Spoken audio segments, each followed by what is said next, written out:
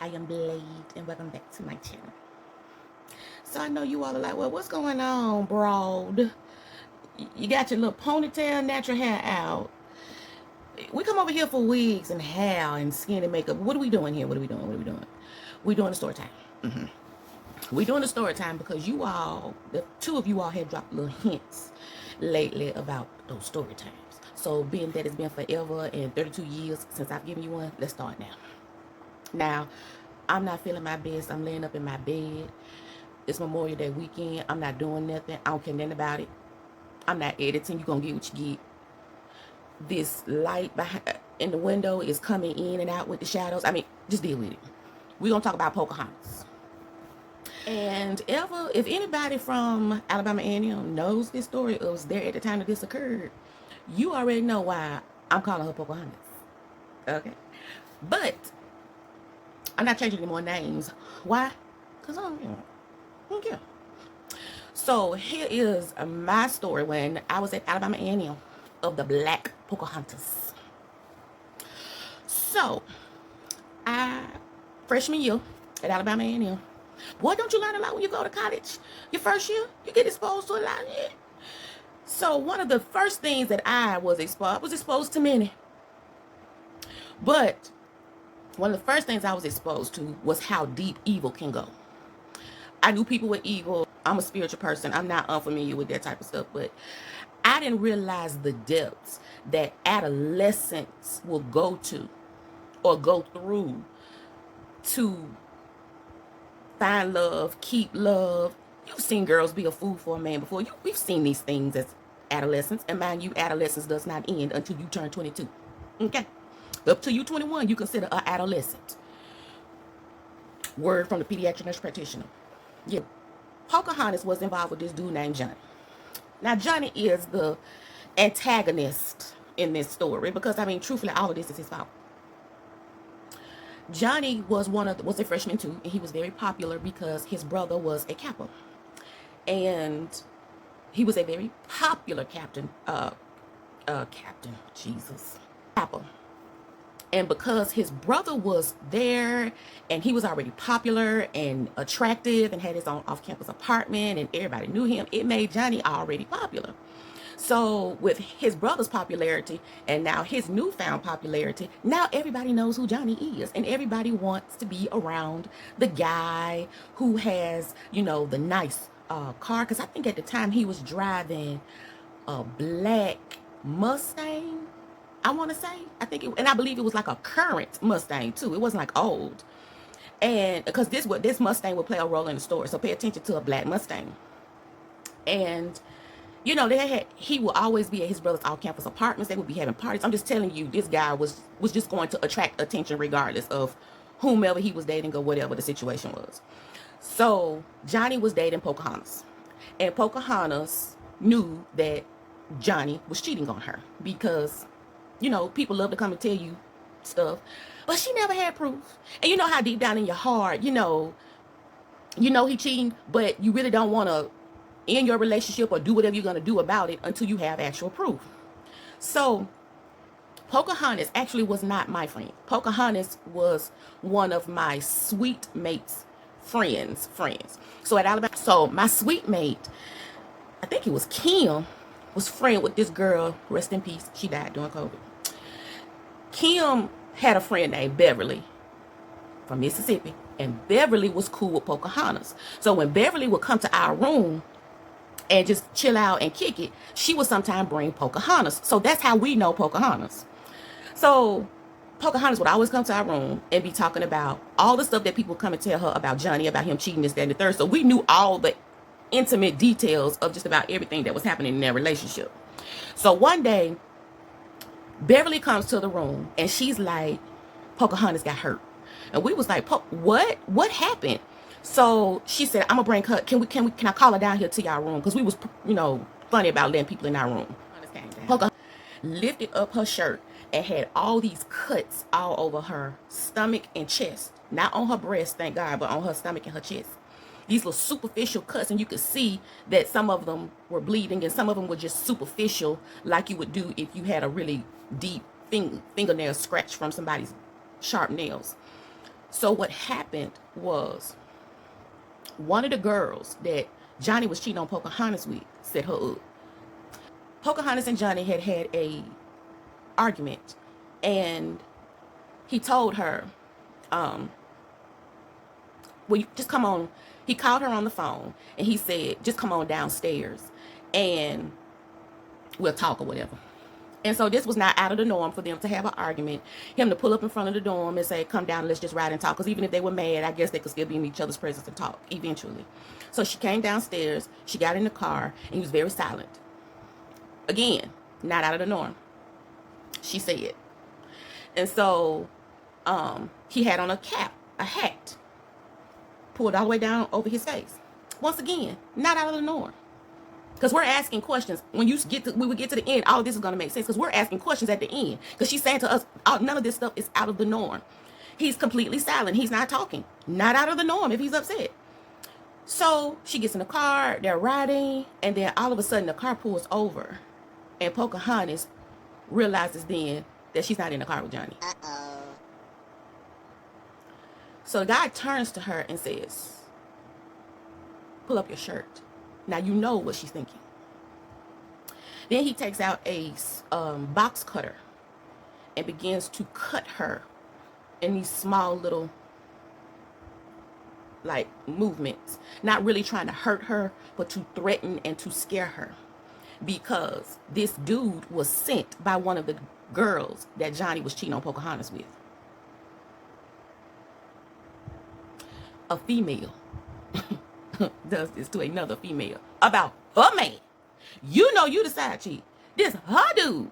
But you so jealous and want him that you find a guy. From what I understood, this girl was from Tuscaloosa. And if you all don't know, Alabama A&M is in Huntsville, which is the very last city in Alabama before you hit Tennessee.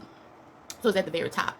Tuscaloosa, look at it on the map. That's where Alabama school is. So they say the girl was from Tuscaloosa, and she found, this helper took the time to find a guy that was Johnny's height, weight, skin complexion, had the same car.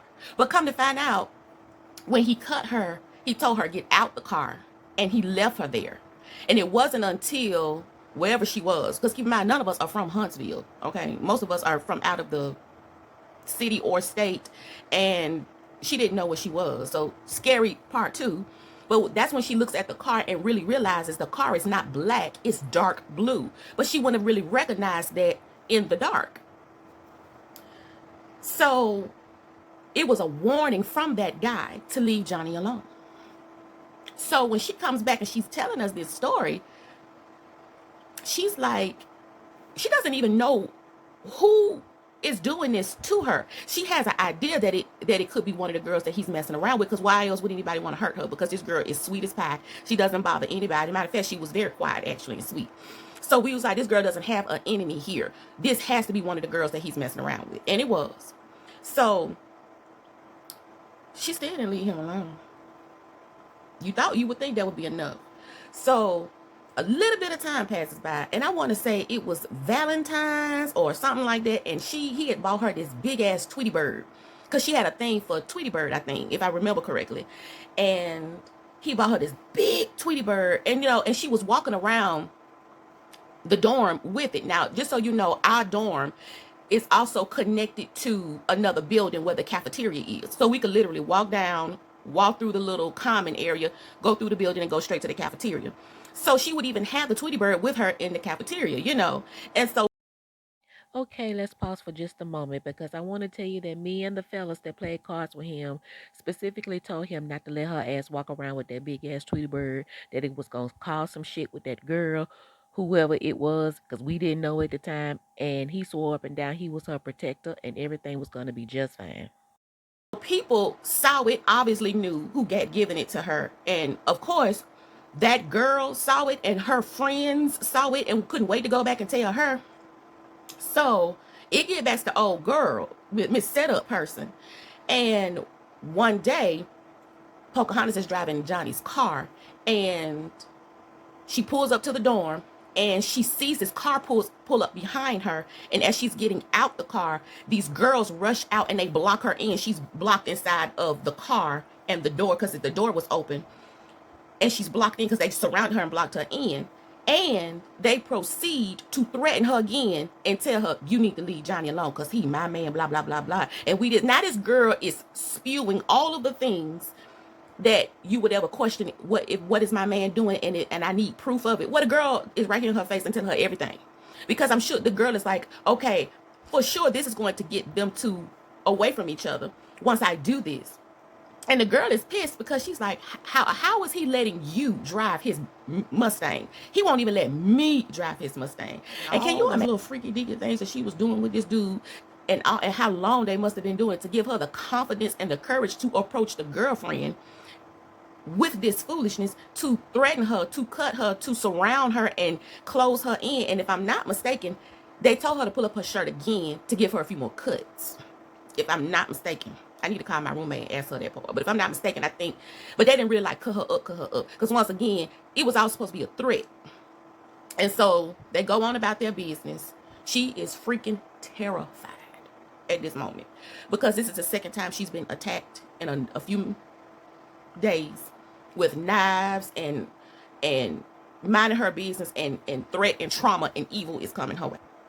Child, it turned to a big old mess. Because all I know is Pocahontas had a sister that was on the softball team, and them girls was rough. And what I mean by that, they were very pretty girls, but they had a hardness to them, you know what I'm saying? They wasn't there to play with.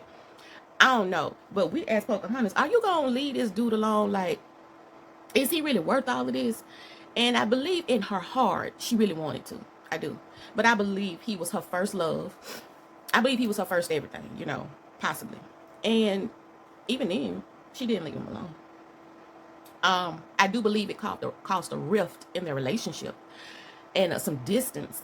But after that girl got cut, he really kind of slowed down on some of that shit he was doing. Because he felt guilty. And the reason why I know is because, you know, Sag girl, masculine and feminine energy. I am the girl that only hung with guys. The only girls I really knew at A&M were my roommates and whatever girls they brought around. I was always downstairs playing cards with the guys. Because the guys used to always come down from the top, come to our dorm and play Monopoly, Uno, but more predominantly spades. We smacking spades all night, all day. So I knew Johnny on a different type of level, because as one of the few girls that was allowed to play spades with them, and they broke bro code around, I knew Johnny actually more than I knew Pocahontas, because he would come down and play cards. And I saw the guilt, I saw the shame that he felt of how she was being attacked. Now, obviously, he left that broad alone, thank God. But I don't even know how well that would work for somebody who's smart enough to find somebody to look like you, to your core, drive a car like you. I mean, this girl really was just whipped. Listen, the moral of the story is college is crazy. Prepare your children, because mine just my stepsons just graduated this past Monday, and they headed to college in the fall. College is scary. Prepare your children. Help them understand that everybody is not your friend that you meet on campus and you share living space with, living quarters with, because people crazy. This girl, who has the time when you are in college to find somebody that has the same height, weight, skin complexion, car, to drive all the way from Tuscaloosa to Huntsville, which is probably maybe about 2 hours, to cut someone and then leave and go back? How you even find somebody to cut another human being? A woman.